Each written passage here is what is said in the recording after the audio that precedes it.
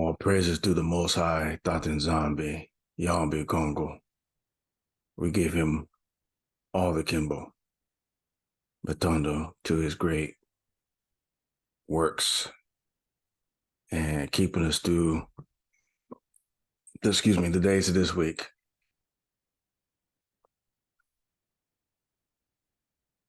A lot of things are happening, seen and unseen, but they are happening, and they're trying their best to hide what is taking place. And the Most High has put on my heart something that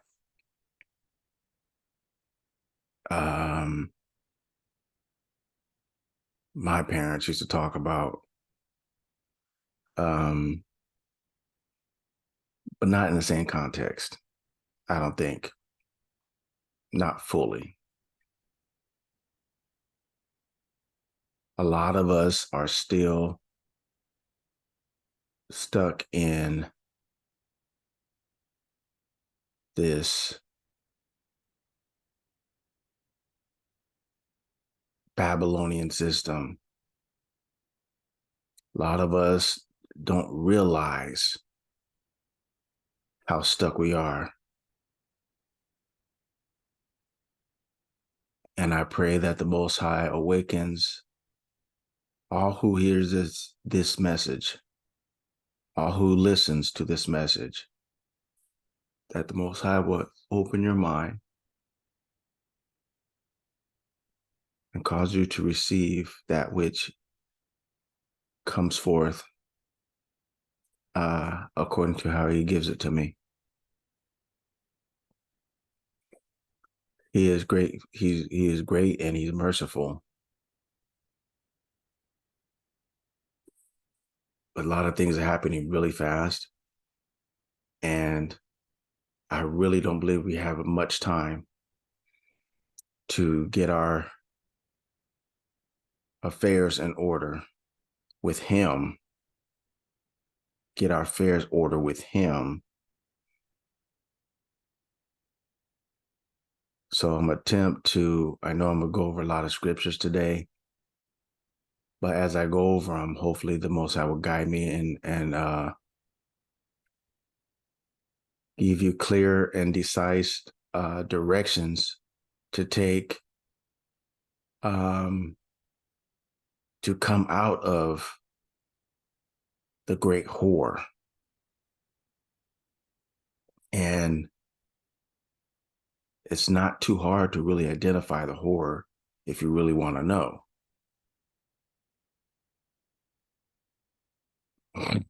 So, share my screen. So, may the Most High richly bless you. Bilaka of the Most High be upon you. Basokamono.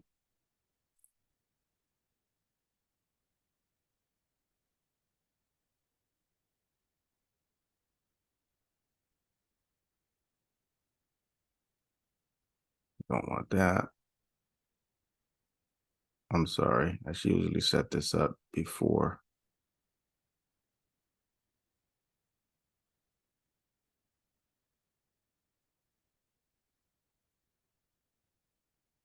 Okay.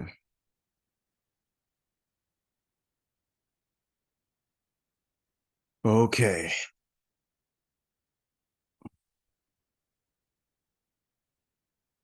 Let's move this up.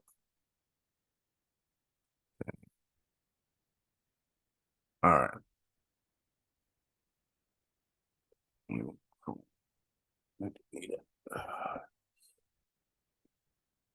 Excuse me for a second.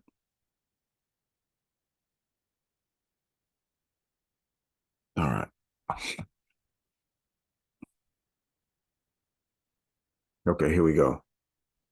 Revelations 18 chapter, starting at verse 1.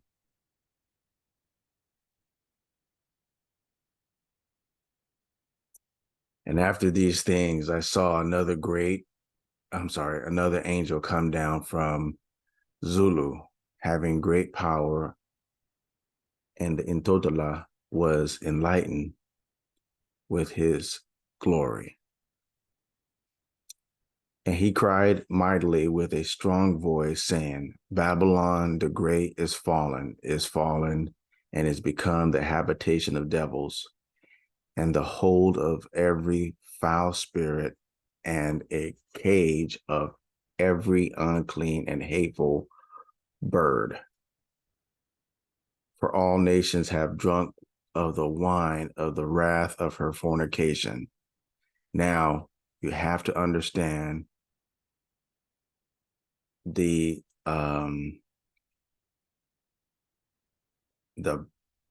basic principles of fornication. Most people in Christianity, when they hear fornication, the first thing they think about is sex outside of marriage. Well, that's not according to scripture, because sex is marriage according to the law of the Most High. Sex is marriage. People do their studying like they're supposed to, they will see that sex is marriage, and stop trying to create things that's really not there. Okay. Yes, there were several different types of ceremonies, but the individuals were not considered married until they had sex. Even today, in the laws of the land, that if you have a ceremony and you never if you have a ceremony and never consummate the marriage, which means sex, then you're really not considered married. And you can get an annulment if things are not going right. All right. So fornication is idolatry, and not only idolatry, the things that they did to worship their false deities, their false idols, their false gods. They, man, like it says in Matthew, I think it's in Matthew, where it says, as it was in the days of Noah, so it shall be in the coming of the Son of Man. They was marrying and giving in marriage. They were mingling spirits. So the fallen angel would mingle with mankind. They would mingle with beasts of various sorts. They people gave themselves over to these fallen ones, and they mingled. Right? That's what that was saying in Matthew, marrying and giving in marriage. So anyway, that's the principles of fornication. Idolatry, worshiping other gods other than the Most High, other things other than the Most High, other people, places, things, anything that is a creation of the Most High being worshipped is fornication, right? And the kings of the earth have committed fornication with her, and the merchants of the earth are waxed rich through the abundance of her delicacies. And I heard another voice from Zulu, heaven, saying, come out of her, my people, that ye be not partakers of her sins, and that ye receive not of her plagues. So I need y'all to hear this. So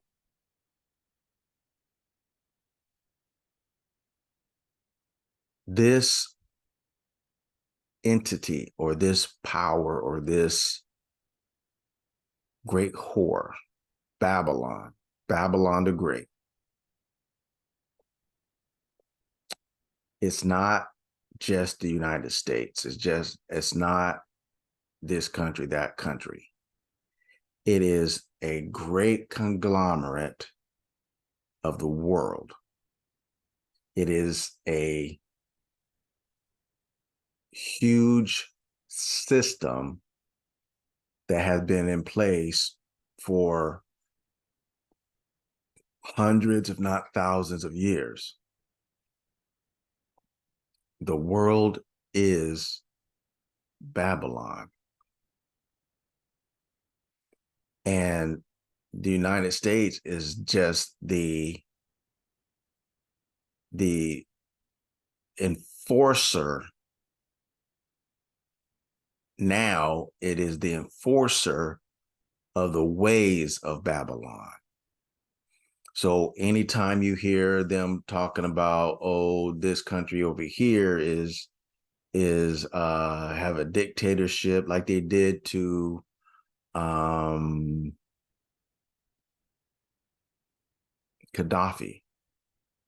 Gaddafi was trying to help his people, had things in plan, and he told the UN of their hypocrisy, and then he let it out to them. And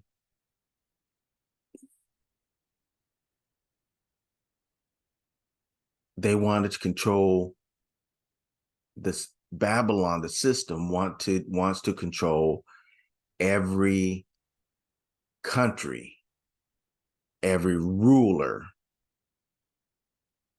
They want to control and say it is democracy. Democracy is of the devil.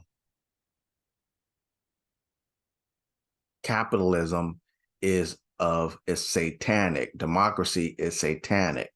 That those are not the ways of the Most High. Those are the ways of Babylon.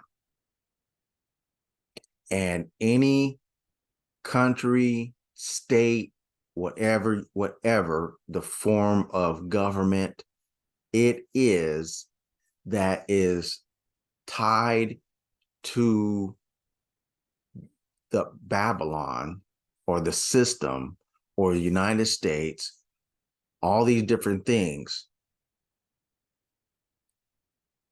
don't think that Russia and the United States are enemies. That's a farce.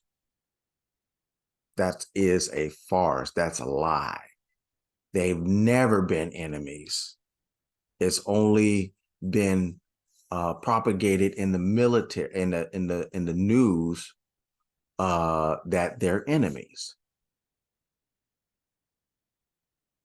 In movies and all these different things, right? They try to make it out like Russia and the United States are enemies. They're not. They are not. They've never been. They were allies in World War II. And they have never been at war, physical war together against each other.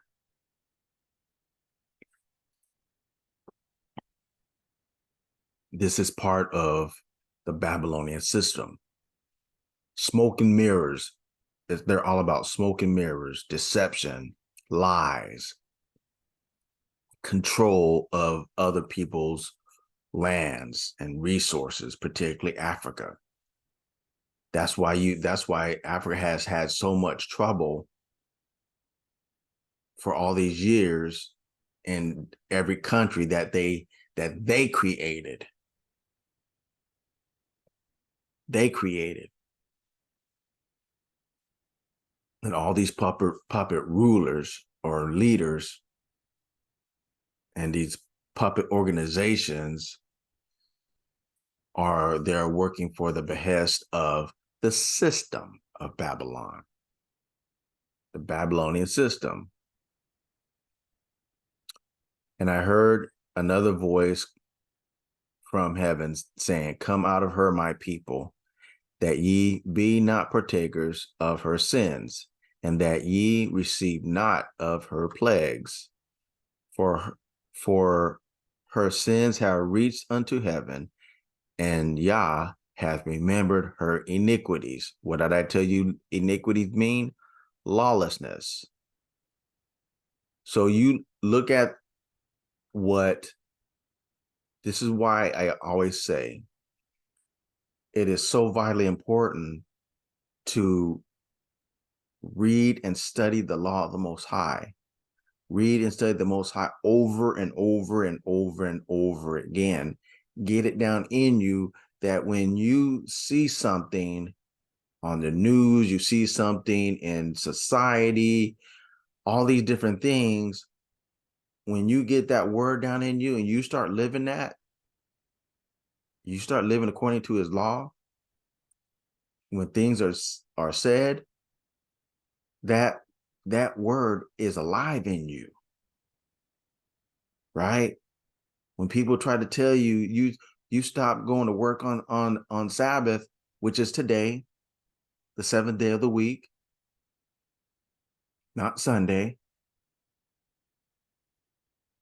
and people try to tell you this, we don't know, Sunday this, Sunday that, or any other day, particularly Sunday, that it's the day of rest and this and that. We supposed to be going to church on this day, and whoop de whoop de whoop, all that malarkey, that you'll know because that the word in you is alive. But if you just study it and not practice it and live it, strive to live it, it does you no good. And the mistakes that you might make or will make or not necessarily have to make, the Most High is forgiving. But we just got to learn how to come clean before the Most High. And when he convicts us to, or somebody points it out, dang, you can't be doing that, man. You got to, come on, let's go. Let's go. Let's get it right, or whatever. And you repent. You stop, you ask the Most High to forgive you of that, and you stop doing it. Yes, you will be tempted to whatever your shortcomings are. Satan's going to strive to get you to fall on that, to keep you doing that. Trust me, I know what I'm talking about. I'm not just saying that because somebody told me. I've been doing this a long time. I was raised in this. I was trained in this. And I'm striving to train my household in this, the way of the Most High. And I can't tell you how to do something if I never done it myself. Okay? We have to learn how to repent properly and suffer the painstaking trauma that takes place within ourselves when we're trying to stop doing something we've been doing such a long time. It is a inward struggle that I talked about last week. It's a great struggle. It's a struggle for your mind and your body and your will. And where in the book of Romans, where Paul says that there is a war in my members, that which I would do, I do not. That what I don't want to do, that is what I do. That's the war where you want to obey the Most High, but you fall. You repent, you get back up, and you just let's start going again. And Satan attacks you again with that thing. And it's like sometimes it's like a cycle over and over again. This where you comes in fasting and praying, and even to the extent, depending on what it is, you sever yourself from that. You sever yourself from that. The thing that makes you fall, you sever yourself from that. Even to the extent of, if a family member is causing you to fall, you need to stay away from that family member. It's just that important. It's just that serious. If that family member is causing you to sin and you know that you shouldn't be doing that, guess what? You need to stay away from until the Most High strengthen you in that you are no longer affected by the temptations of those things. And then once you get your feet rooted and grounded and not doing that particular thing, then you can, go back and talk to your relative, and you can be a example of the righteousness of the Most High to your family member, right? This is what it's all about. Some will hear, some won't hear. But you yourself have to be strengthened in the ways of the Most High, and coming out of these different weaknesses, sins, and pitfalls that we fall in. Okay, moving on. Reward her even as she rewarded you, and double unto her, double according to her works. In the cup which she hath filled, fill to her double. So every single nation, ethnicity, ethnic group, same thing as ethnicity, that has had a hand in causing the Most High's people, the Bantu people, the Muntu, to fall, to that has tortured, enslaved, and done all these heinous and abominable things to the Most High people. Guess what? Everyone is going to receive double. When the Most High said,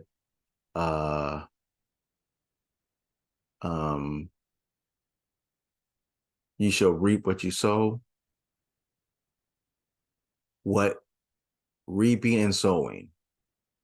If you plant, the principles is you plant a seed, whatever that seed is, whatever you like. You go to the store, you buy a package of seed. If the package of seed says this is a mustard green plant seed, you plant that seed, you expect to get mustard seeds. If it's the right label and the right seeds, plant that seed, you get mustard seed. So if you put out wickedness and all these different wicked things, that is what you're going to receive. That's what you planted. You planted lies. You planted abominations of the earth, things working against the nature of man and the nature of the Most High. All these different wicked and abominable things you're going to receive back. They are going to receive back. Okay.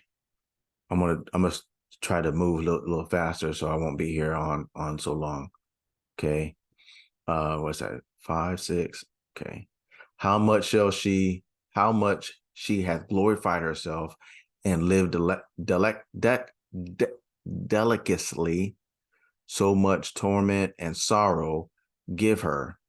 For she saith in her heart, I sit a queen and am no widow, and she see no sorrow. So the big statue in New York Harbor, where people can actually walk up inside of it, that is a representation of a she devil or a demon named Libertas. I didn't know it before. Let me see if I can find it.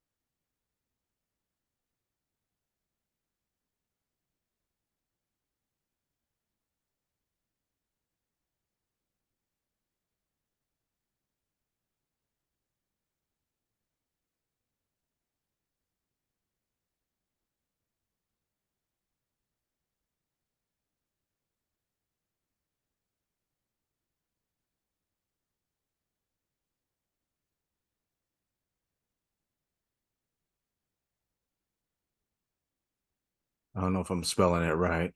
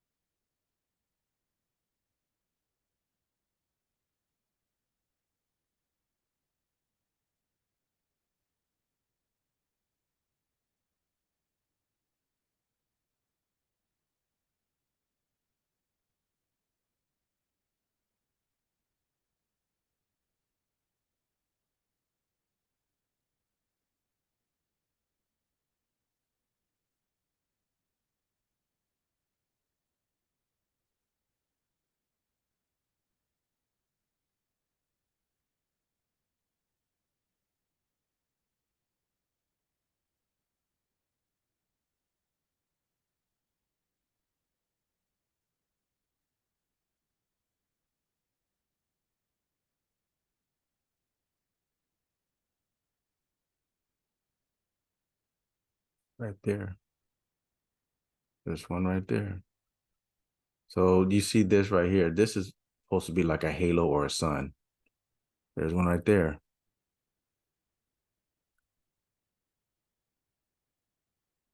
There it is.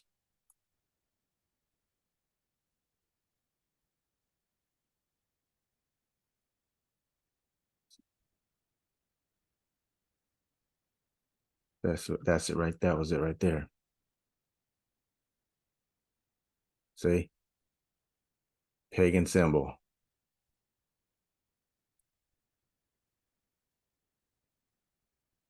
See that? And it's in what they call modern, what they say it's in modern Hebrew. So, okay, back. Okay. So this is you see where I'm going. Okay. All right. Therefore shall her plagues come in one day, death and mourning and famine, and she shall be utterly burned with fire. For strong is Zombie and Fumu, who judges her, and the kings of the earth who have committed fornication and lived deliciously with her shall bewail her and lament for her when they shall see the smoke of her burning, standing afar off for the fear of her torment, saying, alas, alas, the great city, Babylon, the mighty city, for in one day, in 1 hour is thy judgment come. So little do people know that New York City is the the the headquarters. That's why the United Nations is there.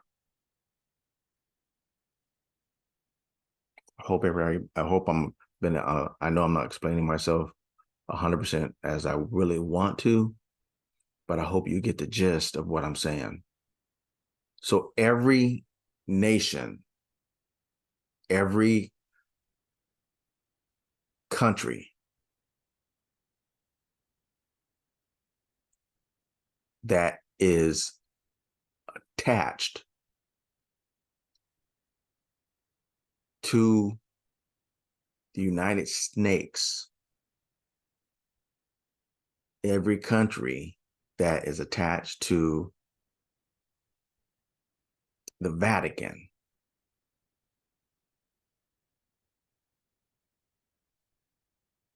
don't fall for the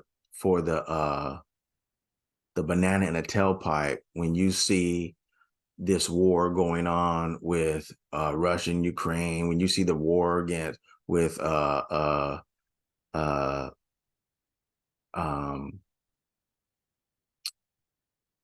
the Zionist country and Palestine. Those are diversions. And we have nothing to do with any of them.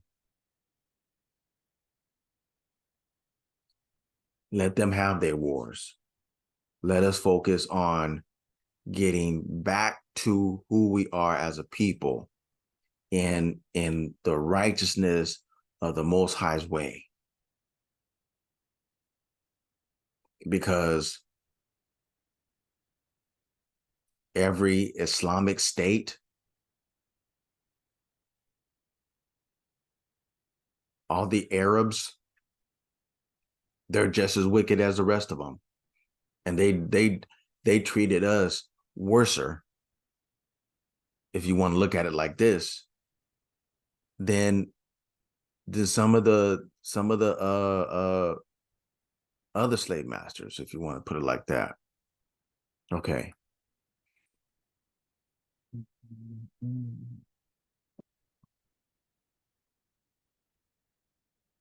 So Corinthians 14-18. All right. Be ye not unequally yoked together with unbelievers. For what fellowship hath, I'm sorry, this is 2 Corinthians 14-18. Be ye not unequally yoked together with unbelievers. For what fellowship hath righteousness with unrighteousness? And what communion hath light with darkness?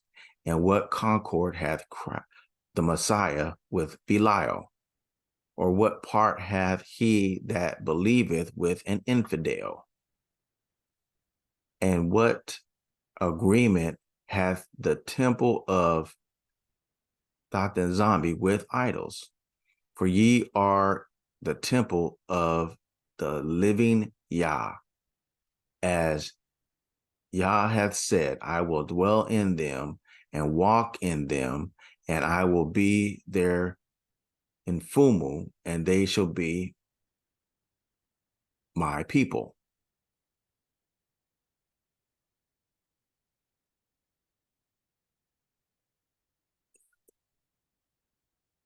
Wherefore come out from among them and be ye separate, saith Zombie, and touch not the unclean thing, and I will receive you. and will be a father unto you, and ye shall be my sons and daughters, said Tatanzami Almighty. So once again,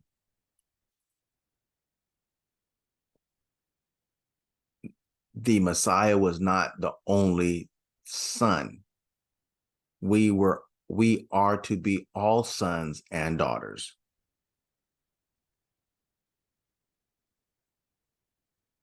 When this is the principle and the basic concept of what the true Messiah came to do.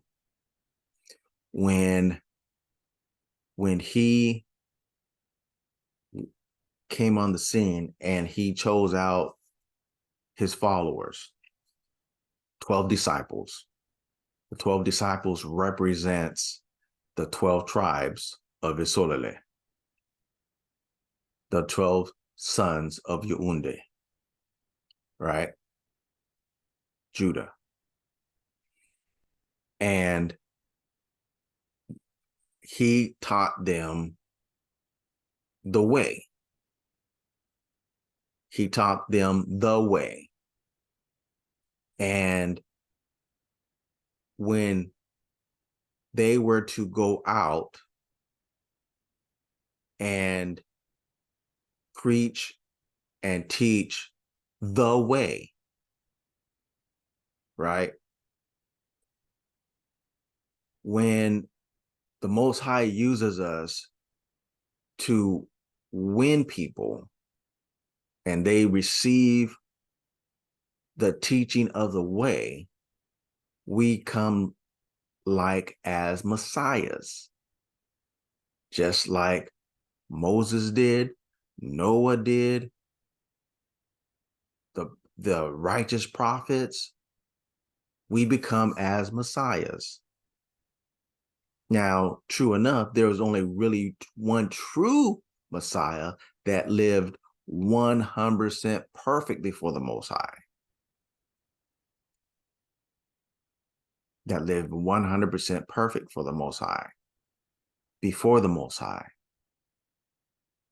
But we are still to be striving to follow that example that he left.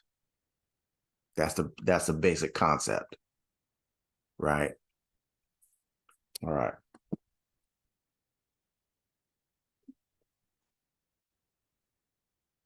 Moving on. Exodus 14. Okay.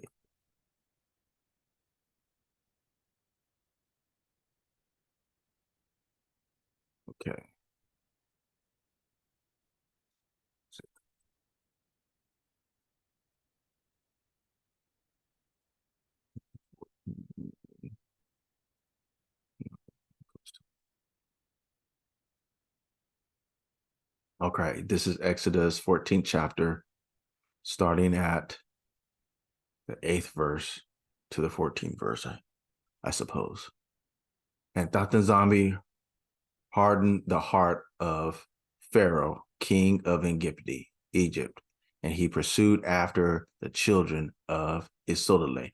Now, I know I read this last week, and I want to go over some things my wife actually made me aware of.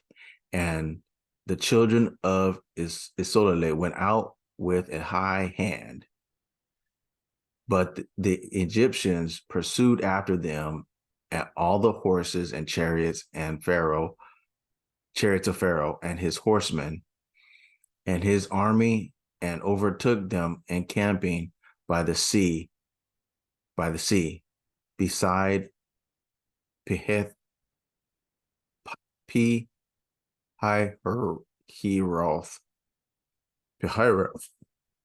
before Baal-Zipporon,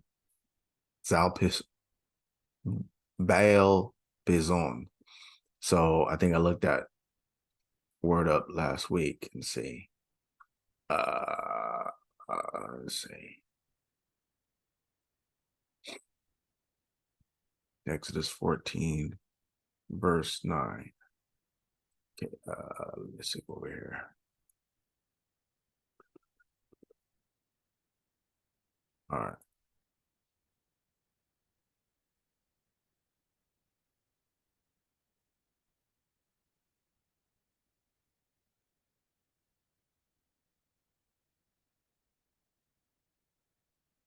Okay, verse 9.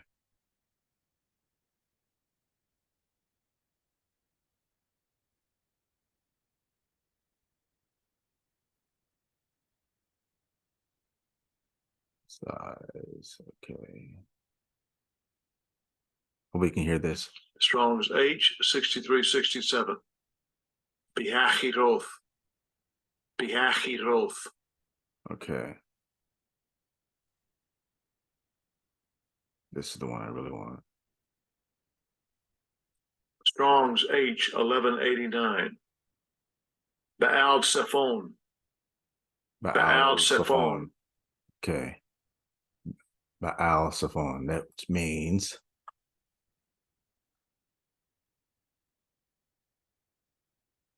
Lord of the North. Wow.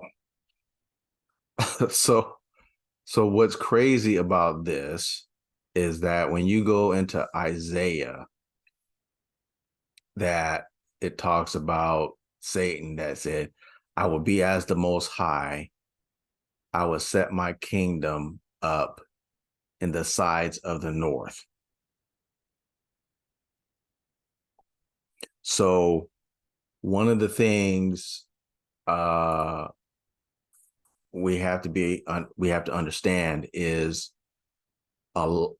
so much of ancient Egyptian practices were learned by the Greeks, by the Assyrians, by Greek, by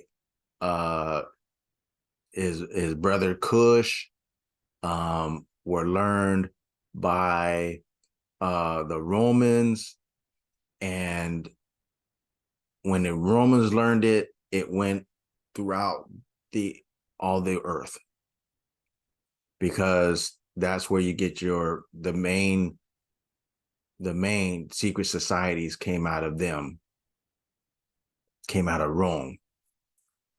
The Knights Templar and whoever else was before them, and that's where all the secret societies started, and they do these different Egyptian practices, among other things, and Babylonian practices. And so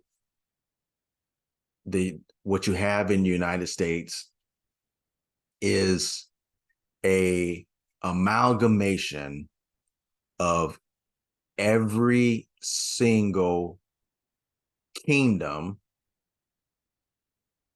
ancient kingdom, all their pagan practices in every form is practiced in the United States, in every shape, in some kind of shape, form, or fashion. Let me say it like that. In some kind of shape, form, or fashion, all these ancient wicked practices are taught in school and practiced in the United States and other countries, but mainly in the United States, right? And when Pharaoh drew nigh, the children of Israel lifted up their eyes, and behold, the Egyptians marched after them, and they were sore afraid. And the children of Israel cried out unto Dothan Zombie. And they said unto Moses, because there were no graves in Egypt, hast thou taken us away to die in the wilderness? Wherefore hast thou dealt with us to carry us forth out of Egypt? Is not this the word that we did tell thee in Egypt, saying, let us alone, that we may serve the Egyptians? For it had been better for us to serve the Egyptians than that we should die in the wilderness. Okay, so this is why I'm reading this. Like I was saying last week, that many of, just like if you notice, and if you've been watching was taking place in Africa. The majority of the puppet leaders are the elderly or older people, most likely 60 and above, right? Most likely 60 and above, maybe late 50s and above. So Africa is a very super young continent across the board. The majority of the population is young people. And it's basically, for the most part, it's the same thing in the United States, that the younger people are waking up to this truth. Yes, there are some elders in the truth, but a lot of younger folks are waking up, and the Most High is causing them to walk in the ways of Tata Nzambi, right? In one way or another, they're coming out of the ancient whore practices, Babylonian practices, Egyptian practices. So when you hear somebody might say that's the worship of Nimrod, or that's the worship of Cain, they're not talking in the terms of separate entities or individuals. They're talking in the same aspect, is the same spirit. It's the same spirit. It's the same demonic force that people are under. Okay. So Babylonian, Egyptian, Assyrian, Phoenician, Greek, Medo-Persian, Roman, all these ancient kingdoms, right, were under the control of a demonic force, a spirit, and that spirit goes from age to age to age to age to age. Now that force is the United States. Now it's all across the world, and it's particularly in the United States.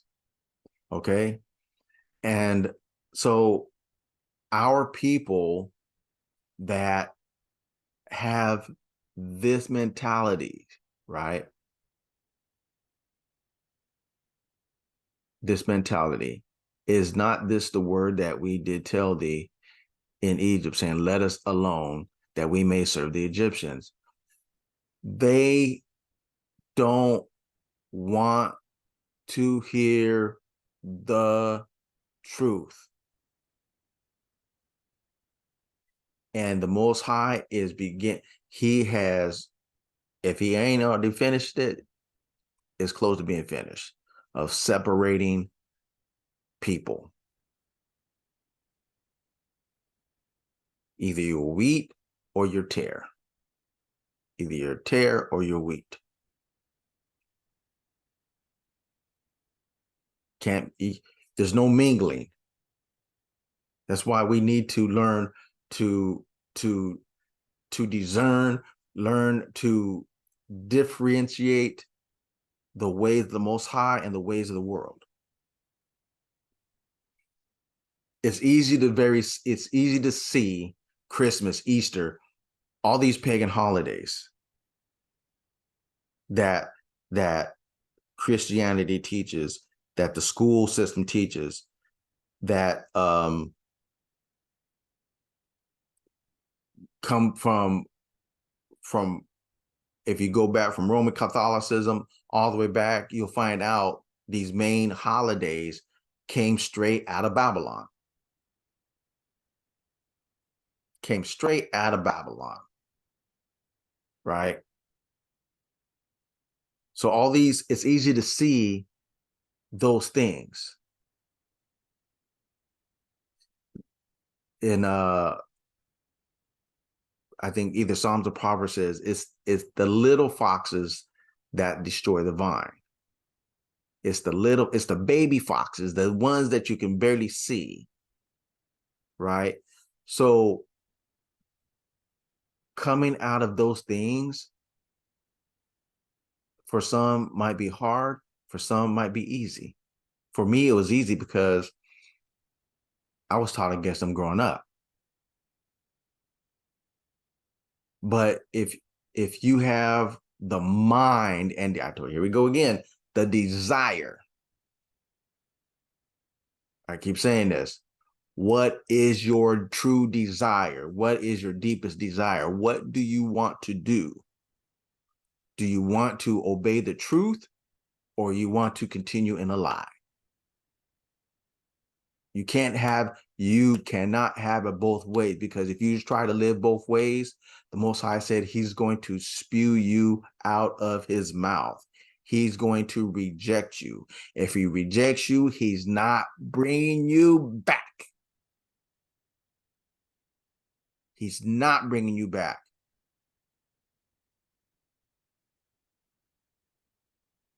If he gives you a reprobate mind, he ain't taking you back.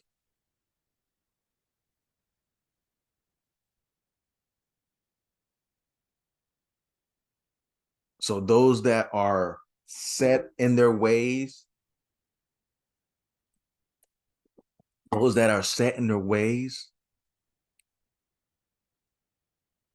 you got to let them alone. And you try focusing on living according to the Most High. And the Most High will bring people in your life. Right? So those are the easy things to see. Once you get strengthened in those things,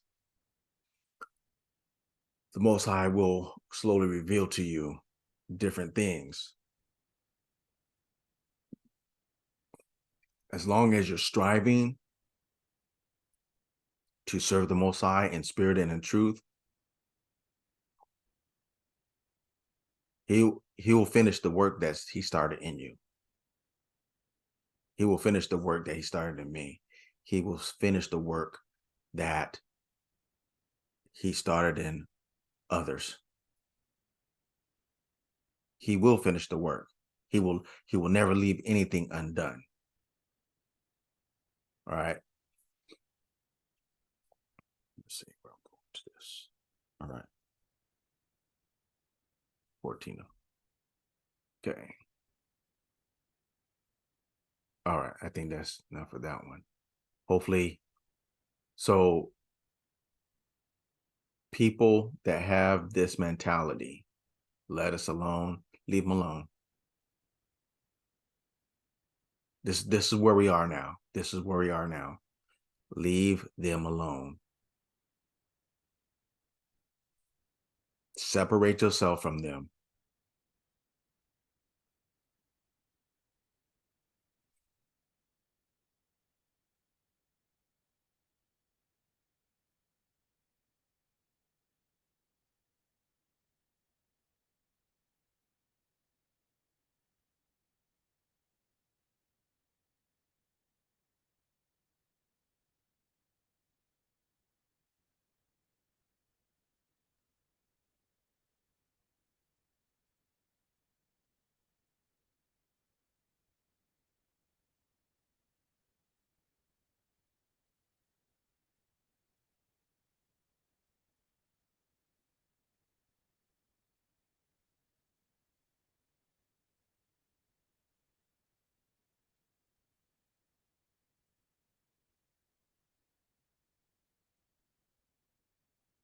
Ezekiel 20:38.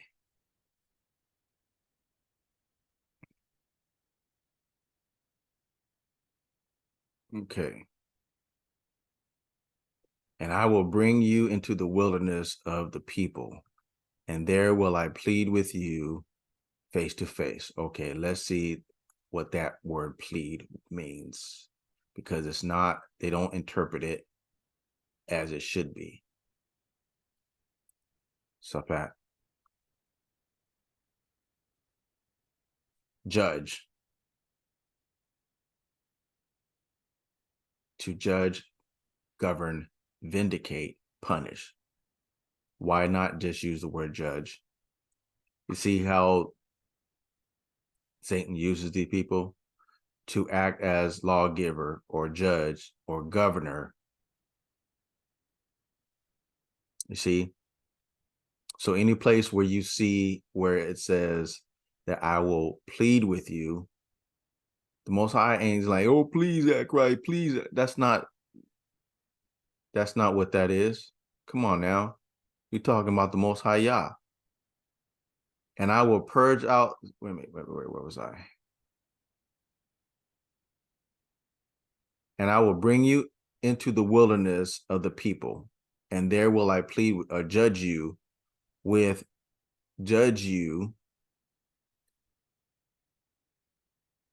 face to face, as I judged your fathers.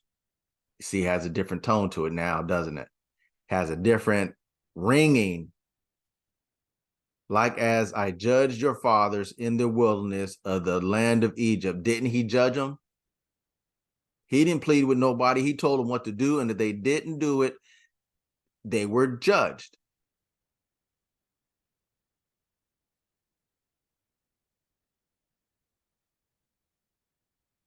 In the land of Egypt, so will I judge you, saith the Most High in Fumo. And I will cause you to pass under the rod, and I will bring you into the bond of the covenant. And I will purge out from among you the rebels and them that transgress against me. I will bring them forth out of the country where they sojourn, and they shall not enter into the land of Isolele. And ye shall know that I am Tata Nzambe.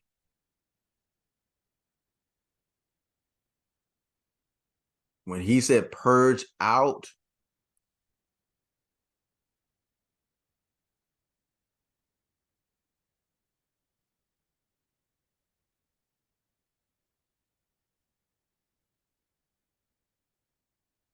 to purify, select, polish, choose, purge, cleanse, make bright, test, or prove. Sanctify. In order to be sanctified, all these things are different aspects of being sanctified.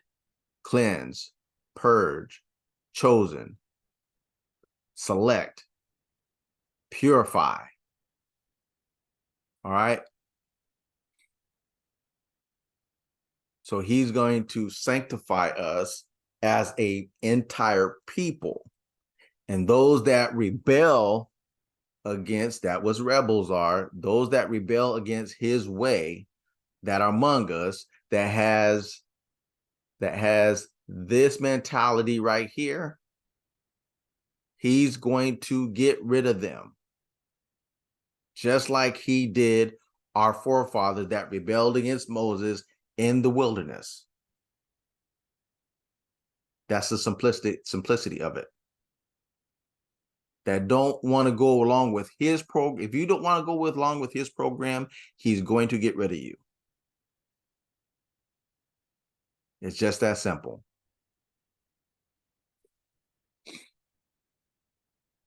I'm gonna move on now.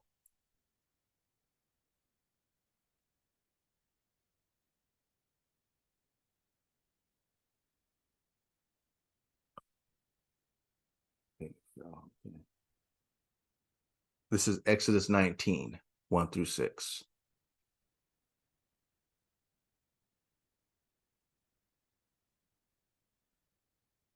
in the third month, when the children of Israel were gone forth out of the land of Egypt, the same day came they into the wilderness of Sinai. So what we have to understand, they say the Sinai desert is in Saudi Arabia. That's not where we were.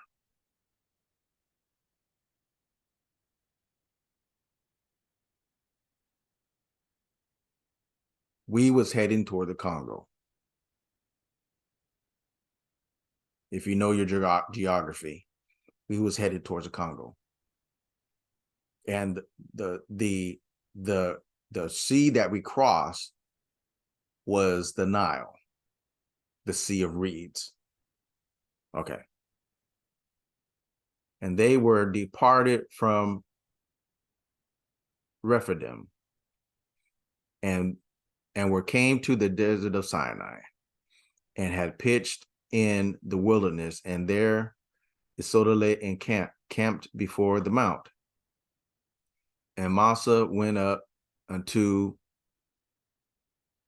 Thatenzambi, and Thatenzambi called unto him out of the mount, saying, Thus shalt thou say unto the house of Jacobi, and tell the children of Israel, ye have seen what I did unto the Egyptians, and how I bare you on eagle's wings, and brought you unto myself. Now therefore, if ye will obey my voice indeed, and keep my covenant, I can't, let's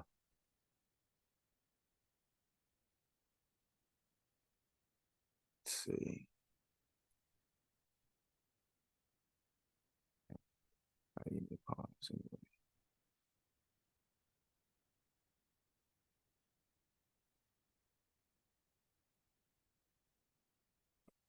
Okay. Shucks.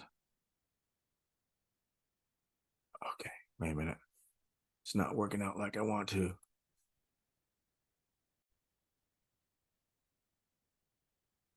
Okay. Where was I? Okay. Where was I?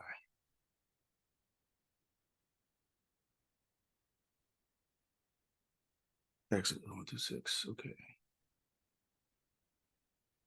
Ye have seen what I did unto the Egyptians, and how I bear you on eagle's wings, and brought you unto myself. Now, therefore, if you obey my voice indeed. Oh, I know what I was going to do.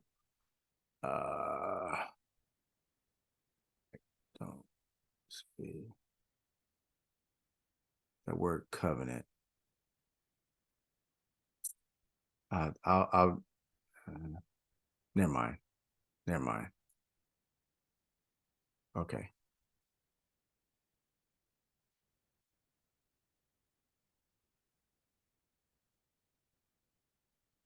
Keep my covenant, then ye shall be a peculiar treasure unto me above all people, for all the earth is mine, and ye shall be unto me a kingdom of priests and an holy nation. These are the words which thou shalt speak unto the children of Israel. And Massa came and called the elders of the people, and laid before their faces all these words which Thatenzambi commanded him. And all the people answered together and said, All that Thatenzambi had spoken, we will do. And Massa returned the word of the people unto Thatenzambi. Now,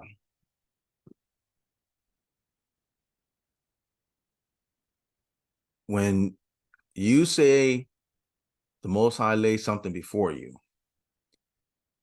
the Most High lays something before you, and you say, we'll do it, right? Your word is bond. This is the binding agreement. This is the covenant. I can't remember the Bantu word for covenant. Let me see. I'm going to find it real quick.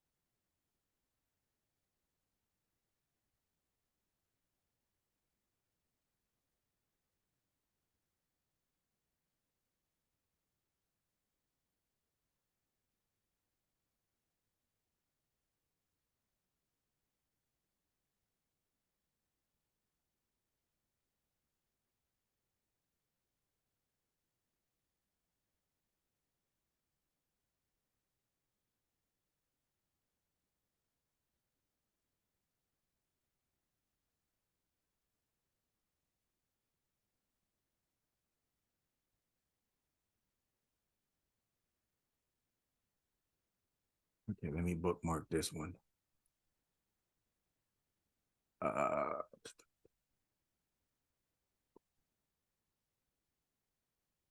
Okay.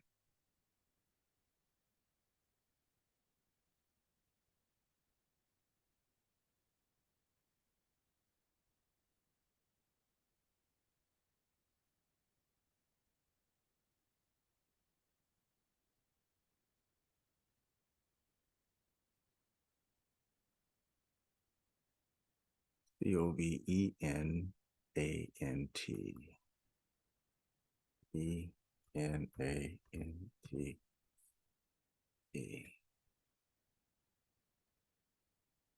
Make sure it's right. No E at the end. Where I got that from.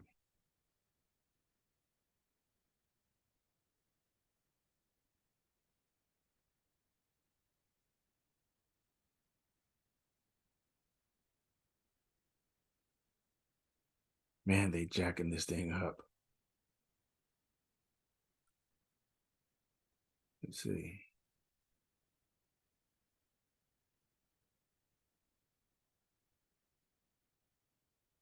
That's why.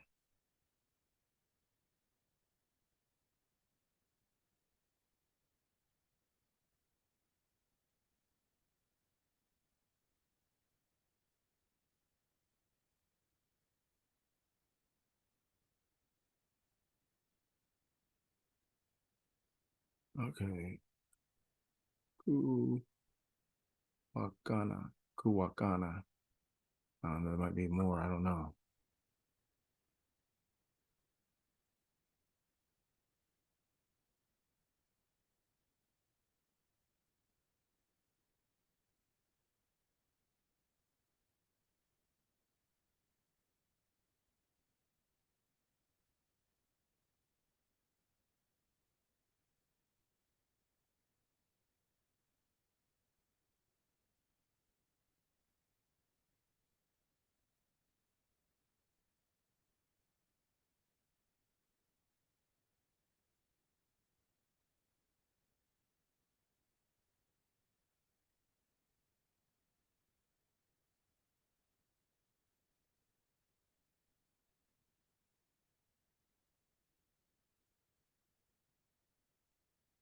Intima. Heart.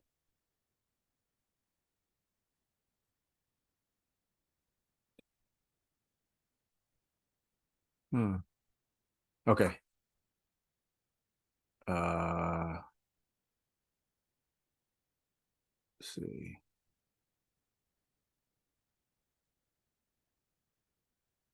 Spirit.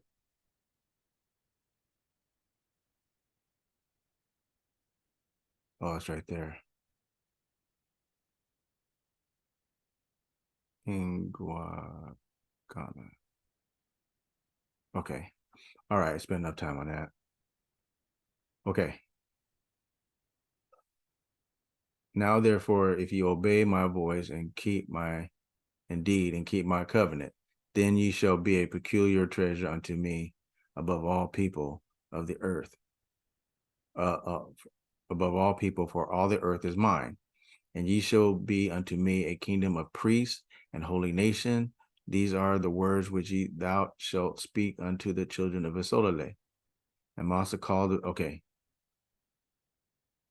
And Tatazami said unto Masa, go unto the people and sanctify them today and tomorrow, and let them wash their clothes. Okay.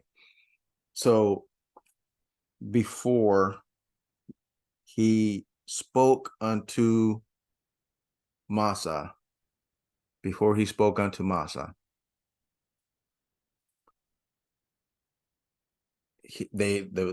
everybody agreed that they were going to keep the covenant.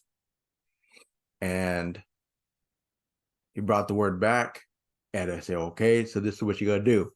You're going to sanctify the people. They're going to clean themselves, and they're going to purify themselves against the third day. This is when he comes down and speaks to Masa in front of the people. Okay. Now,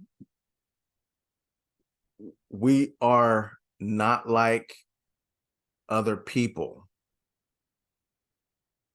What he put in us, the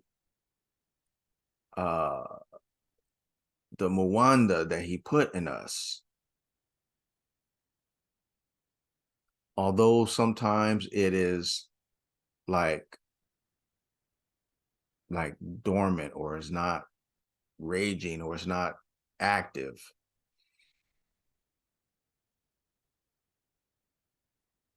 something happens in our lives that awakens that spirit, and he causes us to start seeking him in some shape, form. It doesn't work the same way for everybody. I mean, it works the same way, but it doesn't happen the same way. Okay. All right. So this is why this is so vitally important, because when we, as the children of the Most High, were in Egypt bondage, it's the same aspect as being in whatever country you're in bondage in now. If you're in the United States, you do the things that are common to quote unquote Americans, right? And those things we have to come out of.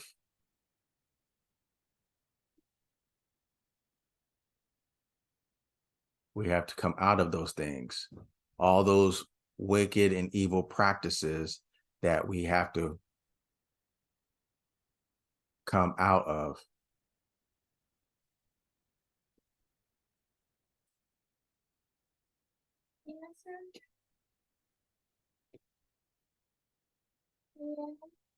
Stop talking.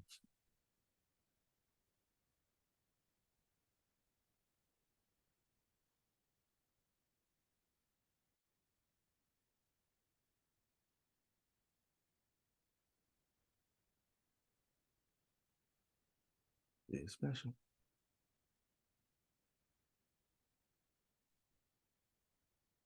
Okay. Sorry, excuse me. Sorry about that.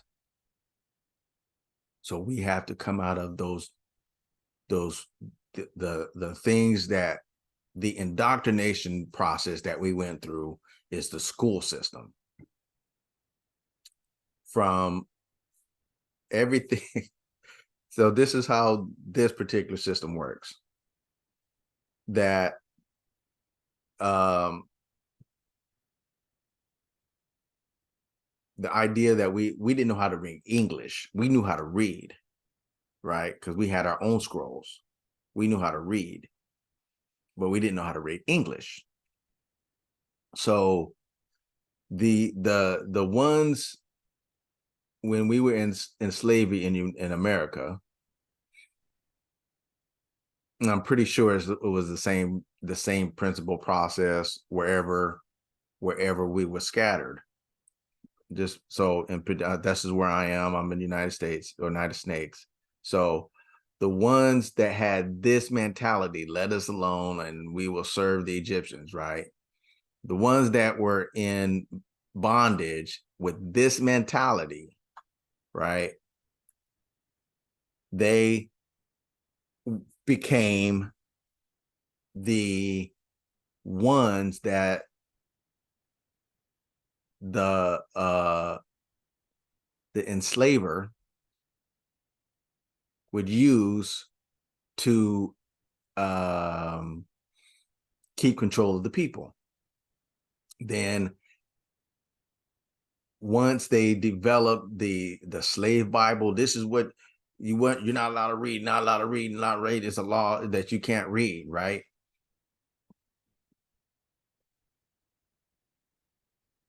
When you set limits to people, this is human mentality. When you set limits and bonds to people, or restrictions, just the nature of who people are is going to cause you to want to do exactly what they're saying you can't do, right? So you can't read. It's a law that you can't read, right? People have died for learning how to read. So if they're going to read, we're going to restrict what they read. So they gave us a super redacted King James Version Bible, basically. There's a book that's in the Library of Congress called the Slave Bible, and it denotes all the things that promotes a peaceable and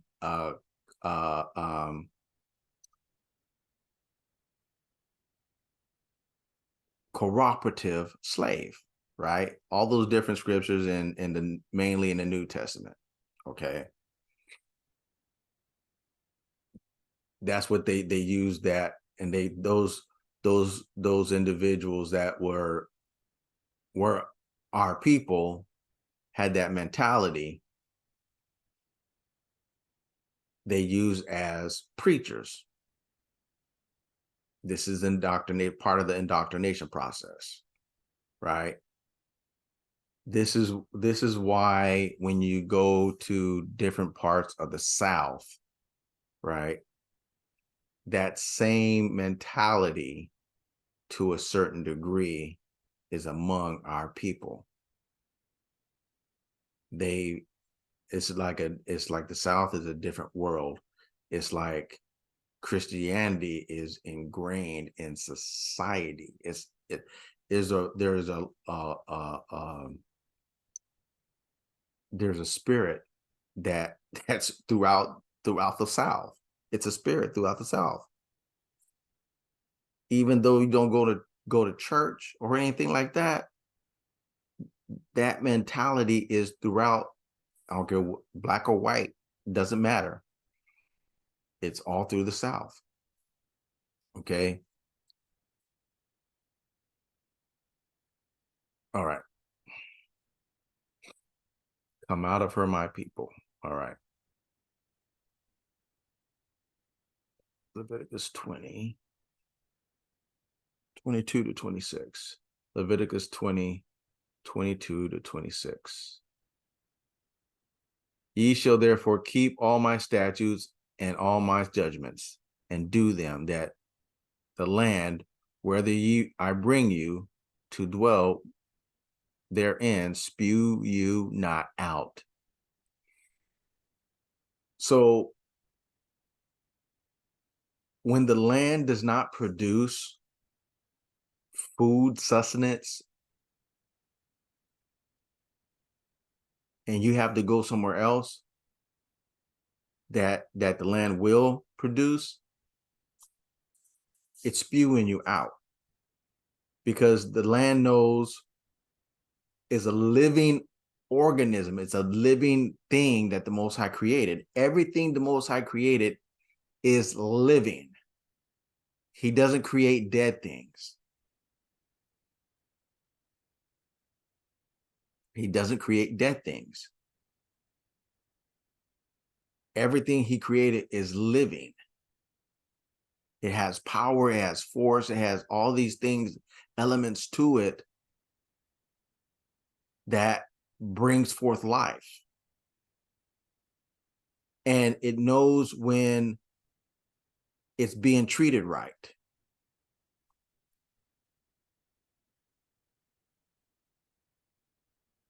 And when it doesn't produce because you are not doing the will of the Most High. So Satan gave out the fallen ones, gave how to mingle different herbs and different vegetation of various sorts, and mingle it to get this, get that, and this is what you put in the ground to make it produce. All that all these different fruits and vegetables that grow year round, that are not supposed to grow year round, that are supposed to be seasonal. That is the work of the fallen ones, giving knowledge that man was not supposed to have. Okay. And ye shall not walk in the manner of the nations, which I cast out before you, for they committed all these things, and therefore I abhor them. He hates them. He hates them. Don't let nobody tell you, oh, the Most High loves everybody. No, he don't. No, he don't. This proves it right here. This proves it right here. When I just read you in Revelation that the nations committed fornication with the whore. He don't love everybody.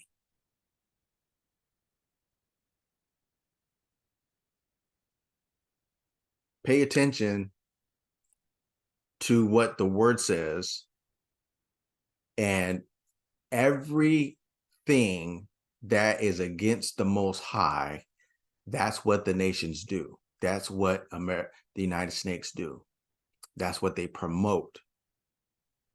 Anything that the United Snakes promote, it is against the Most High.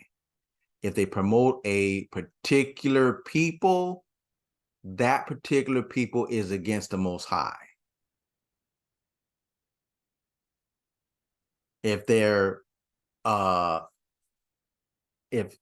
against a particular group of people, evident. It's intertwined in their laws. That's the people of the book. And we need to separate ourselves from what the nations do. Ye shall not walk in the manners of the nation, which I cast out before you, for they commit all these things, and therefore I abhor them. Now, if you go back from beginning, I'm not going to read all this.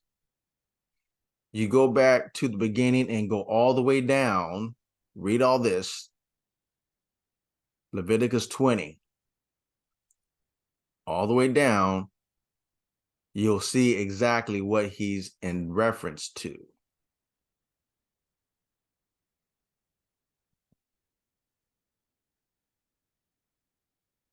When he says 22. When he says all these things, you'll see exactly what all these things he's talking about.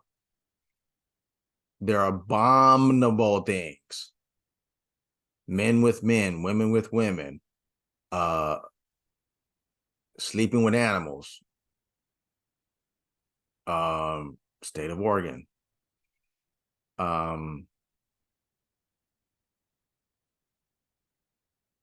somebody taking their daughter-in-law, somebody taking their mother-in-law, somebody taking their brother's wife, and all these different things. All these different things. They're an abomination. And ye shall not, okay, read that. But I have said unto you, ye shall inherit their land, and I will give it unto you to possess it, a land that floweth with milk and honey. I am Tatanzami, your Nfumu, which have separated you from other people. Separated, sanctified you from other people. Ye shall therefore put a difference between clean beasts and unclean beasts, and between unclean fowls and clean. And ye shall not make yourselves abominable by beasts, or by fowl, or by any manner of living thing that creepeth upon the earth, on the ground, which I have separated from you as unclean. Now you go back to Leviticus 11th chapter, Deuteronomy the 14th chapter. When the Most High says you are not to make yourself abominable, stop telling people that it's okay if you have catfish because it tastes good. Stop telling people that. What the Most High said he is an abomination. It is an abomination. He hates it. You are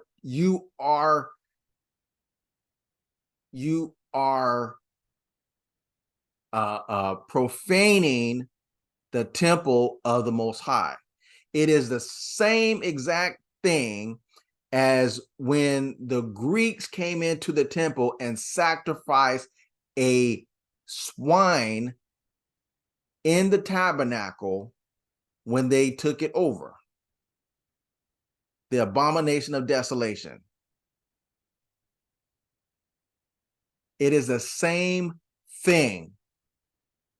Our bodies are supposed to be the temple of the Most High. It is the dwelling place of the Muwanda Semi, of the Spirit of Yah, the Holy Ghost, the Holy Spirit.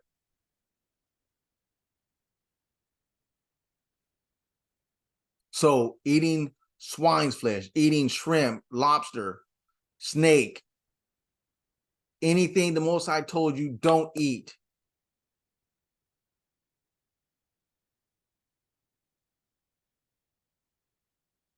All the heathens want, all the heathens, oh, lobster's good, lobster's good. All these different things that the high society people eat.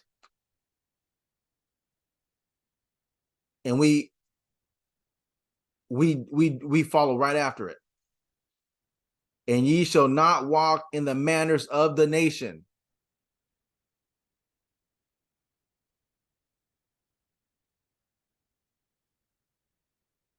And don't get it twisted, because it says, which I cast out before you.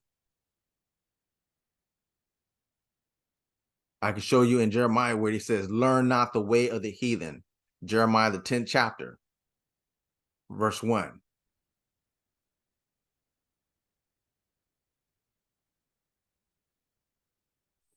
But I have said unto you, ye shall inherit their land, and I will give it unto you to possess it, a land that floweth with milk and honey. So milk comes from a cow or a goat, a female four-legged animal. Honey comes from bees, which they gather the pollen from plants. So it is fertile. It's fertile, completely fertile, right? A land that has all kinds of vegetation that has the ability to that's medicinal, that's like good for medicines, right? It has everything that you need. The land produces everything that you need to survive. If you get sick, go get a certain plant.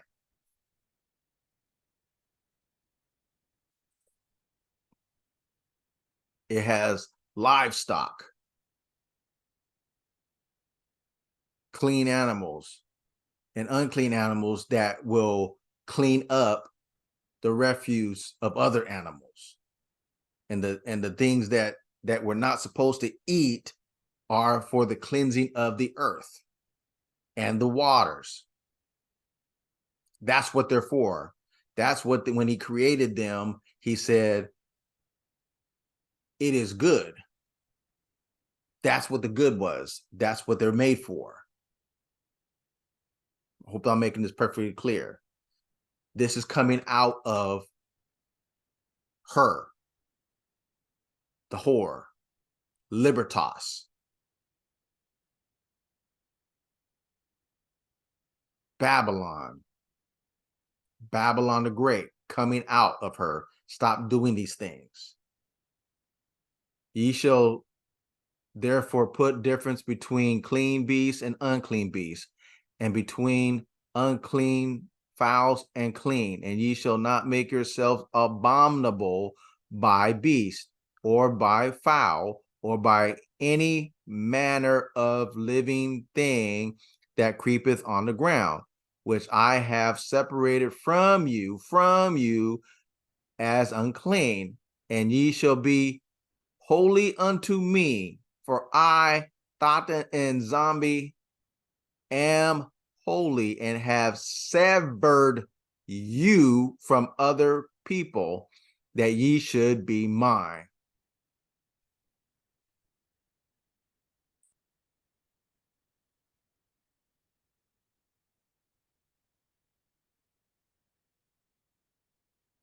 Deuteronomy the 14th chapter 1 verse 1 through 3. And ye are the children of the Most High, your Infumu. Ye shall not cut yourselves, nor make any baldness between your eyes for the dead. For thou art a holy people unto Tatenzambi thy Infumu.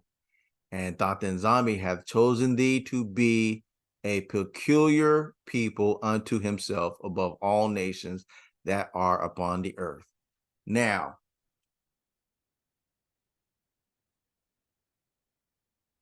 it really takes the Mwanda, the spirit of the Most High, to strengthen you to walk in this manner. We're not talking, this is not a physical strength. This is a spiritual strength. The flesh profit nothing. It's the spirit that strengthens you in mind, that strengthens your mind to walk in a way that everybody sees. When you interact with different people, people think you are strange and crazy and just ridiculous because you're not partaking of the things that they partake of. You're not doing the things that they do. You're not celebrating their wicked holidays that have origins in Satanism. Way back in thousands of years ago, back in the days of Babylon. That would make you peculiar. That would make you stand out. It's just, it is the principle of the thing. People are going to know you're different. Walk in the difference. Not in a proud and boastful way, but being reassured of the things of the Most High. That when the Most High chooses a time, somebody comes along or whoever, you can be that light to that person. However the Most High chooses to use you.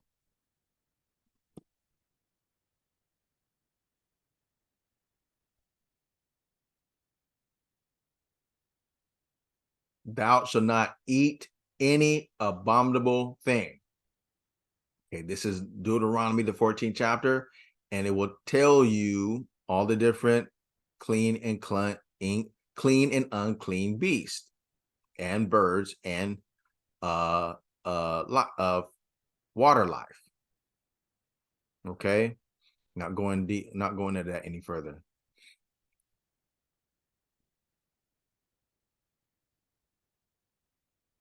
Deuteronomy 26 chapter, verse 15 to 19. Deuteronomy 26, 15 to 19.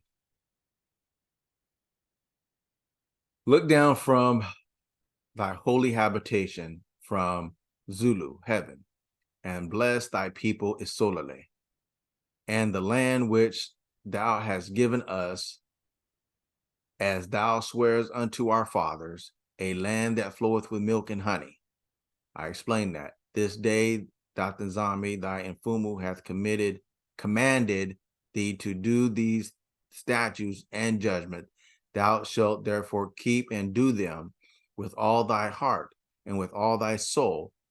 And thou hast avouched, Dr. Zami, this day to be thy certified, basically, what you're saying.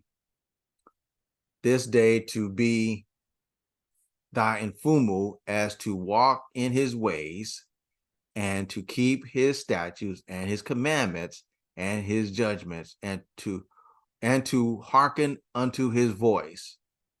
And Dr. Zombie hath avouched thee this day to be his peculiar people, as he hath promised thee, and that thou shouldest keep all his commandments. So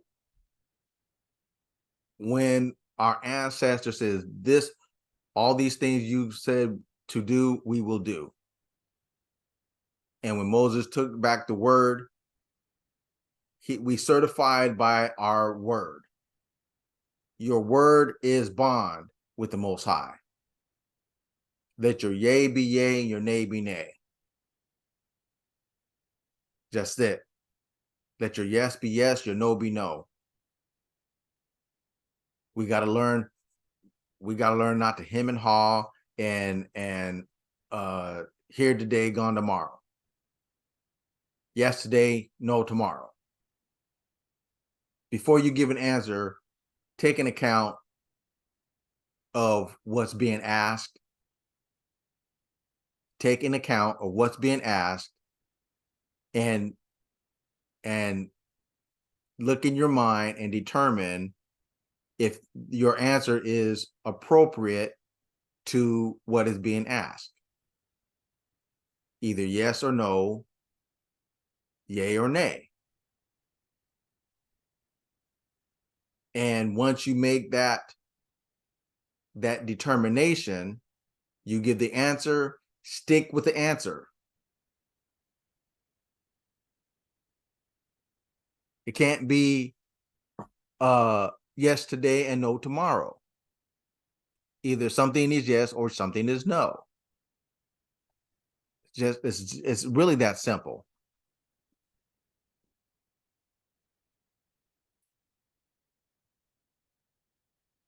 Unless a lot of times it depends on the circumstances and things like that. But for the most part, okay.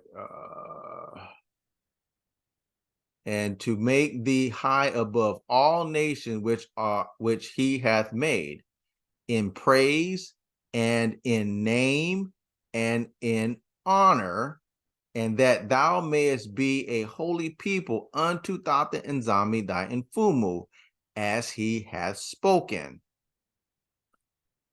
What did he say in Deuteronomy, which the Messiah quoted in the Mount of Temptations? He said, when Satan asked him to command the stones to be made bread, it is written that man should not live by bread alone, but by every word that proceedeth out of the mouth of Yah. Spoken. Everything that is spoken from Yah we're to live by. So he said verbally that you're my people, I'm your Infumu, I'm your God. Be holy, for I am holy. Keep my statutes, judgments, commandments, and you shall be high above all nations.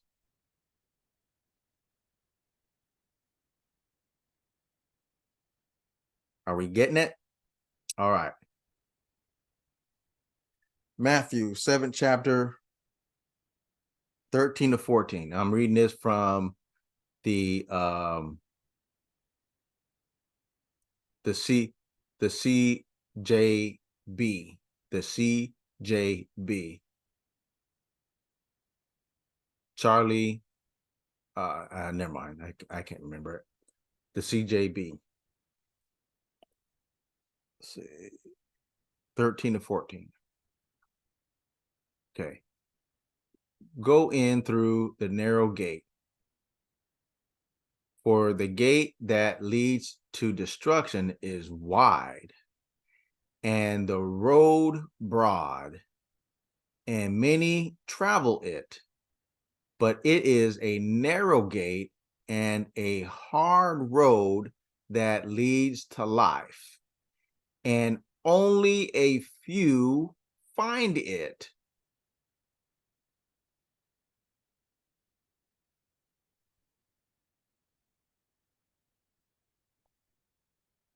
So let me go. What did I say? Matthew 7.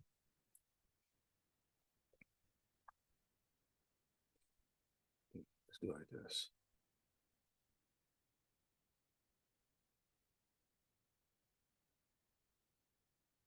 Okay.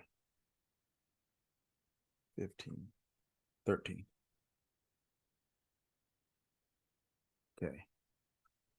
Enter ye at the straight gate, for wide is the gate, and broad is the way that leads to destruction, and many there be which go in thereat. Because straight is the gate, and narrow is the way which leadeth unto life, and few there be that find it. So this is what that is what this is saying. Go in through the narrow gate, for the gate that leads to destruction is wide, and the road broad, and many travel it. So the majority of the world, I heard, I'm just quoting what somebody else said, or two other people said. 80% of the world is traveling this road.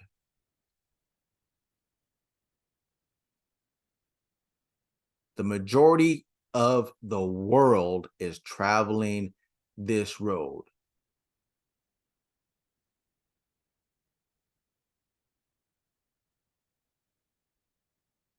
And the other 20% are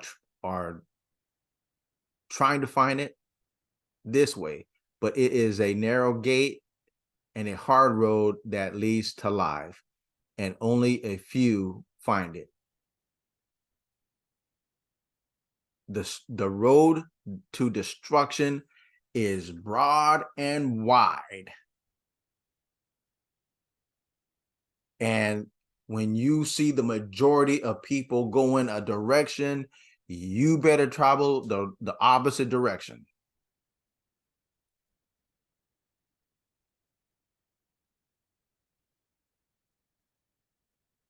I keep saying everything that, if you live in the United States,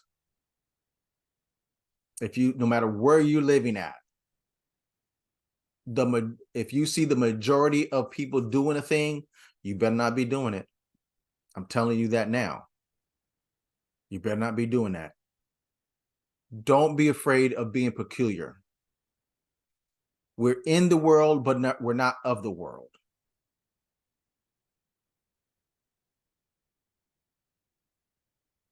Christianity, Islam, all the world religions are traps of Satan, and none of them lead to the path of righteousness. None of them. Because all those religions persecuted us. Every single one of those religions has and is persecuting us. All you got to do is look at the history.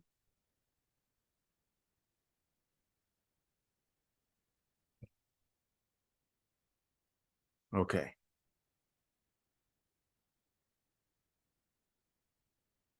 I think that's it.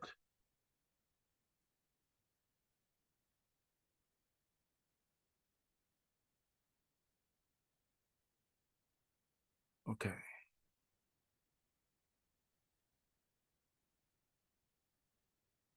Yeah, I think that's it. I don't know if I'm gonna read this one.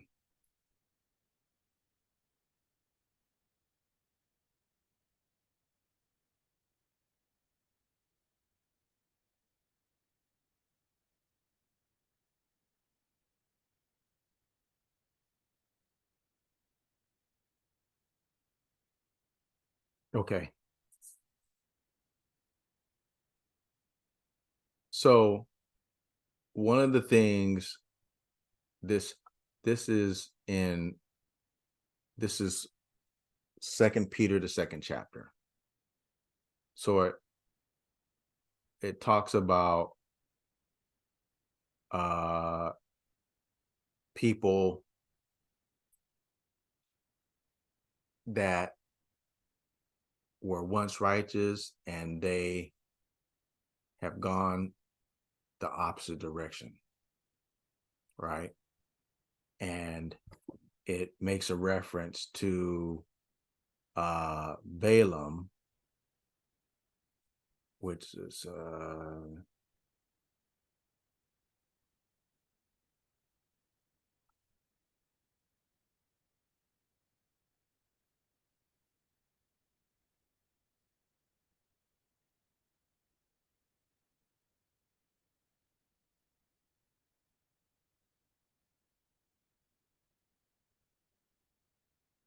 okay.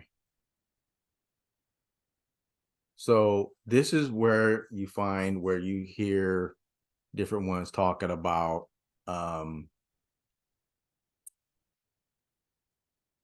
what the adversary taught our enemies about us. That if you want to keep them down, if you want to be up here, this is what you got to do.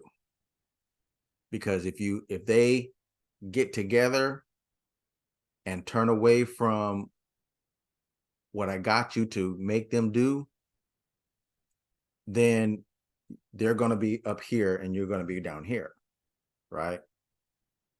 So this is the principle of that, where what keeps us down, okay? What keeps us down, right?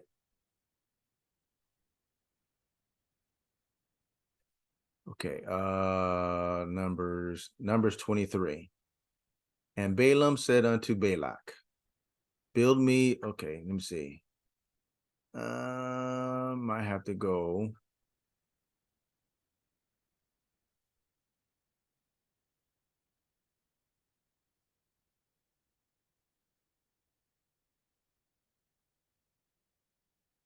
Okay.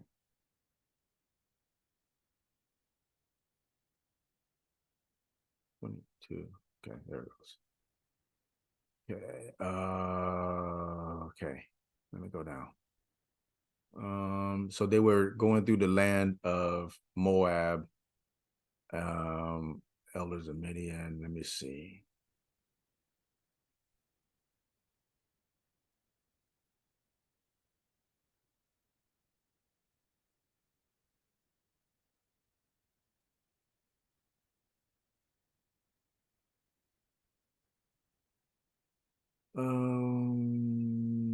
This is a lot of reading. Okay. I'm trying to find a place where you can get the picture of what I'm in reference to.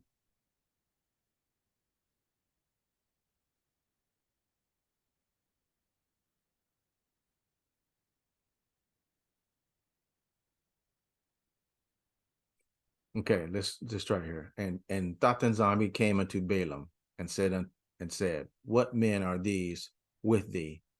And Balaam said unto Tatanzami, Balak, the son of Zippor, king of Moab, hath sent unto me, saying, Behold, there is a people come out of Egypt, which covereth the face of the earth. Come now, curse me them, peradventure I shall be able to overcome them and drive them out. And Zombie said unto Balaam, Thou shalt not go with them, thou shalt not curse the people, for they are Belaka. And Balaam rose up in the morning and said unto the princes of Balak, Get you into your own land, for Zombie refuses to give me leave to go with you. And the princes of Moab rose up, and they went unto Balak, and said, Balaam refuses to come with us. And Balak sent yet again princes more and more honorable than they. And they came to Balaam and said to him, Thus said Balak, the son of Zippor, Let nothing, I pray thee, hinder thee from coming unto me. For I will promote thee unto very great honor, and I will do whatsoever thou sayest unto me. Come therefore, I pray thee, curse me this people. And Balaam answered and said unto the servants of Balak, If Balak would give me the houses full of silver and gold, I cannot go beyond the word of Tatanzami my Mfumu, to do less or more. Now, therefore, I pray you, tarry ye also here this night, that I may know what Tatanzami will say unto me. For Tatanzami came unto Balaam at night and said unto him, see, for the most part, when I'm seeking the word from the most high, for the most part, I mean the most part, it comes to me at night. For the most part. Okay. So don't think that the Most High does so much work at night when we are sleeping. That's why I know so many that talk about this, that the best time to communicate with the Most High is at night. Okay. And Yah came unto Balaam at night and said unto him, If the men come to call thee, rise up and go with them, but yet the word which I shall say unto thee, that shalt thou do. And Balaam rose up in the morning and saddled his ass and went with the princes of Moab. And Yah's anger and Zombie's anger was kindled because he went. So originally he told him to not go with them. Right?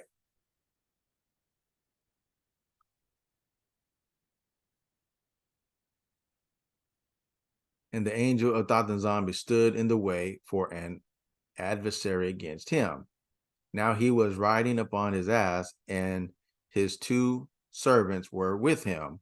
And the ass saw the angel of Zombie, standing, the Maleki of Zombie, standing in the way, and his sword drawn in his hand.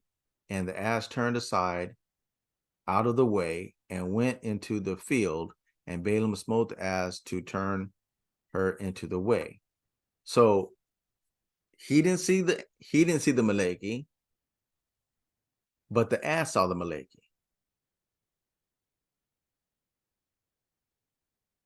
But the angel of Zombie stood in a path of the vineyards, and a wall being on this side and a wall on that side. So he was caught in a narrow strait. And when the ass saw the angel, the Maleki of Thoth and Zombie, she thrust herself onto the wall and crushed Balaam's foot against the wall, and he smote her again. And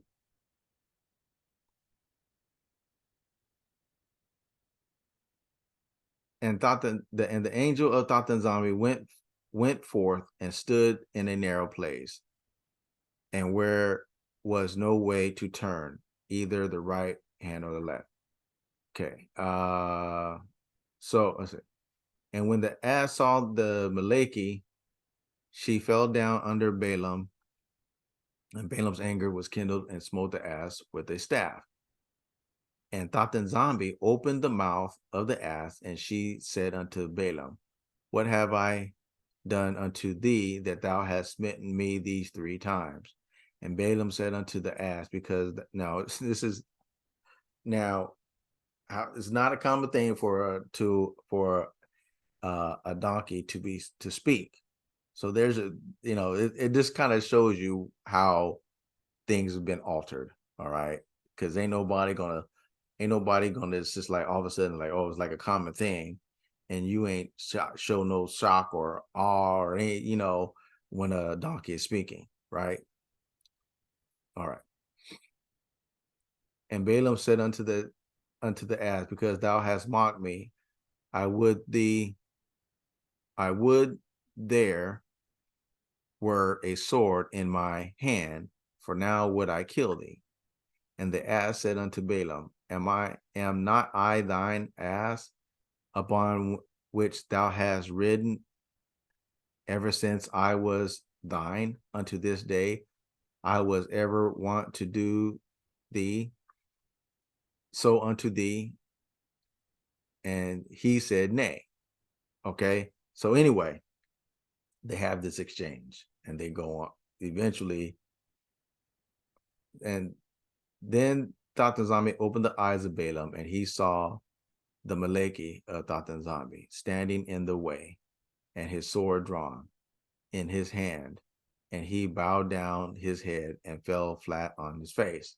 And the Maleki of Thoth and Zombie said unto him, wherefore hast thou smitten thine ass these 3 times?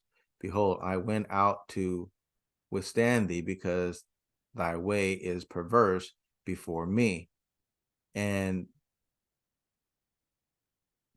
the ass saw me and turned from me these 3 times, unless she had turned from me, surely now I had slain thee and saved her alive. So she was just trying to save that fool's life. And Balaam said unto the Maleki of Thoth and Zombie, I have sinned, for I knew not that thou stoodest in the way against me. Now therefore, if it displease thee, I will get me back again. And the angel of Thoth and Zombie said unto Balaam, go with the men, but only the word that I speak unto thee, that thou shalt speak. So Balaam went with the princes of Balak. And when Balak heard that Balaam was come, he went out to meet him unto the city of Moab, which is in the border of Arnon, which is in the utmost coast. And Balak said unto Balaam, did I not earnestly send unto thee to call thee? Wherefore camest thou not unto me? And I am not able indeed to promote thee to honor. And Balaam said unto Balak, lo, I am come unto thee. I now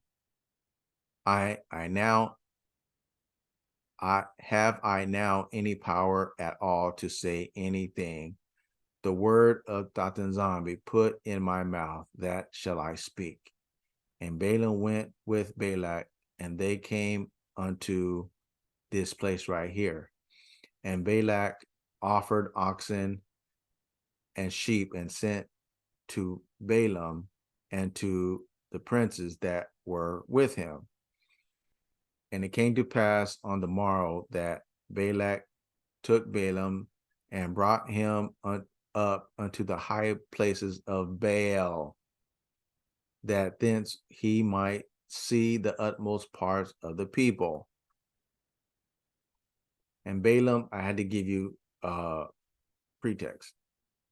Unto Balak, build me 7 altars and prepare me here 7 oxen and 7 rams. And Balak did as Balaam spoke, and Balaam offered every altar a bullock and a ram. And Balaam said unto Balak, stand by the burnt offerings, and I will go. And peradventure Zombie will come to meet me, and whatsoever he showeth me, I will tell thee. And he went to an high place, and Zombie met Balaam, and he said unto him, I have prepared 7 altars, and have offered upon every altar a bullock and a ram. And Zombie put a word in Balaam's mouth, and said, return unto Balak, and thus thou shalt speak. And return unto him, and lo, he stood by his burnt offering, he and all the princes of Moab. And he took up his parable, and said, Balak, king of Moab, hath brought me from Arnon out of the mountains of the east, saying, come curse me, Yakubi, and come defy Isolele. How shall I curse whom Yah hath not cursed? How shall I defy whom Zombie hath not defied? Defiled is defied. For from the top of the rocks I see him, and from the hills I behold him. Lo, the people shall dwell alone, and shall not be reckoned among the nations. Who can count the dust of Yakubi, and the number of the 4th part of Isolele? Let me die the death of the righteous, and let my last end be like his. And Balak said unto Balaam, what hast thou done unto me? I took thee to curse mine enemies, and behold, thou hast blessed them altogether. And he answered and said, must I not take heed to speak that which Zombie hath put in my mouth? And Balak came unto him, and Balak said unto him, come, I pray thee, with me unto another place, from whence thou mayest see them, and thou shalt see but the uttermost part of them, and thou shalt not see them all, and curse me them from thence. So he's over and over and over again. And the Most High is, like I said before, he's keeping track, and he's angry.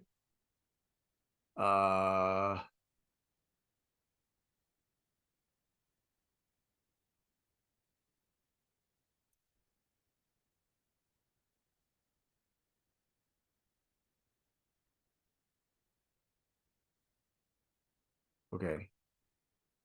Yah is not a man. So this is like after the 2nd or 3rd time. Yah is not a man that he should lie, neither the son of man that he should repent. Hath he said, and shall he not do it? Or hath he spoken, shall he not make it good? Behold, I have received commandment to bless, and he hath blessed. Bilaka. And I cannot reverse it. He hath not beheld iniquity in Yakubi. So here it is. Sorry it took so long. I couldn't remember where it was. This is where it is. He hath not beheld iniquity in Yakubi, neither hath he seen perverseness in Isolele. And Zombie, his infumu, is with him, and thou shalt and the shout of a king is among them.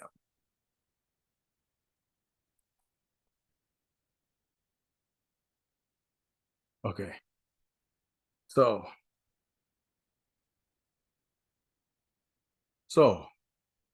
right here, he hath not beheld iniquity in Jacobi, neither has he seen perverseness in Israel. Okay. And where'd it go?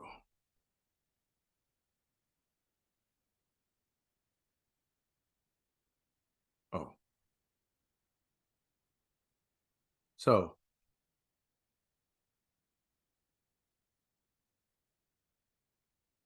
right here, you can see where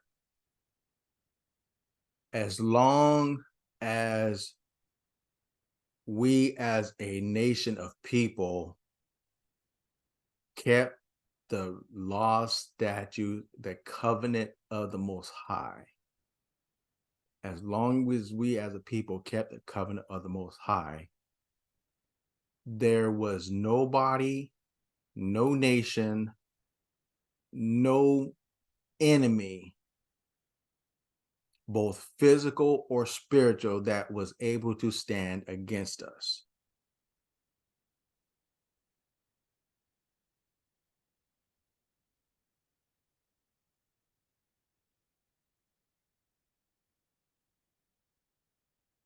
As long as we obeyed.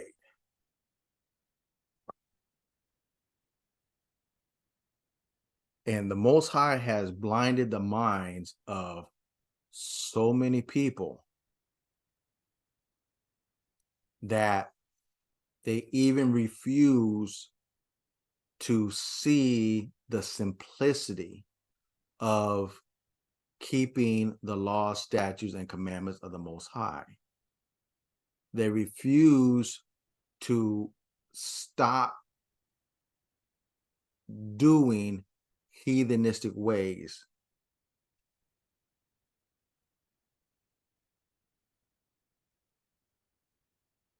The ways of Babylon are now ingrained in a lot of people. It's just, to a certain degree, it's too late for a lot of people. But if you're listening to this and you've made it to the end, may the Most High bless thee, Bilaka, his Basakamuno be upon you. May he strengthen you to walk in all his ways. May he bless thee and keep thee. May his face shine upon thee and be gracious unto thee. May Yambe Kongo bless thee and keep thee. May Yambe Kongo be gracious unto thee. May he lift up his countenance upon thee and give thee salama. Samba salama. Samwadi salama. Sabbath peace to you.